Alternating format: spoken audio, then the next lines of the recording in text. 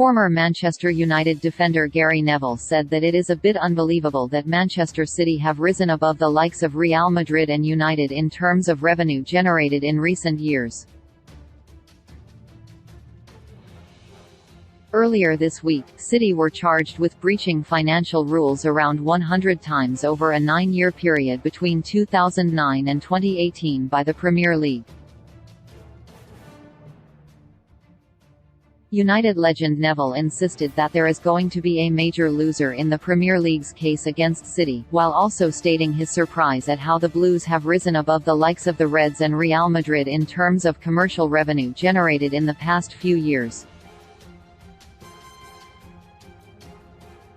According to the latest annual Football Money League report in January of this year, City remain at the top of the richest clubs list, compiled by the accountancy firm Deloitte.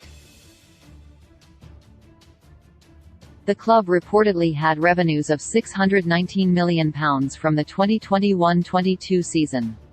The Blues ranked ahead of Real Madrid, £604 million, in second. Speaking about the charges City are facing and the revenue made by the club, Neville said, "I think where it's become a bit unbelievable in the last few years is that Manchester City have sailed above Manchester United, Real Madrid and other clubs like that on the revenue side of things. I am not sort of against the growth of Manchester City. Manchester City have been laughed at for many years in this city. So the idea of their growth doesn't bother me in the same way as it does some, because I want competitiveness for my club. I want Manchester United to be the best because they've beaten all the other clubs in the country.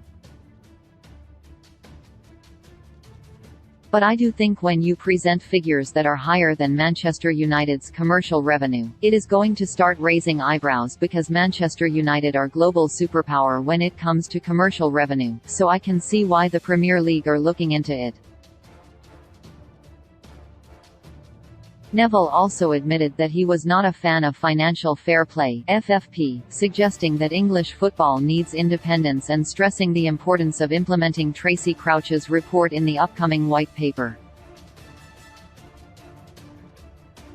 He added, "I'm not a fan of FFP anyway. I have to admit I want the last 20 years of English football, whether it be the links of Putin and Abramovich, whether it be the Saudi Arabia takeover of Newcastle, whether it be United's leveraged buyout, all of these things need to be corrected moving forward by a new structure in English football.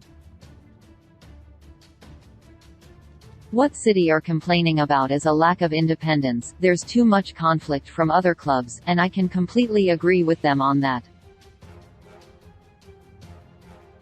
I don't believe billionaires, Chinese, US, Abu Dhabi, Saudi Arabia, should be determining the future of English football. We need independence, and there's a white paper coming out this week. I hope Tracy Crouch's report is implemented in full. I actually hope she's the independent regulator so she can execute through with her plan." City denied all charges in a statement issued last week.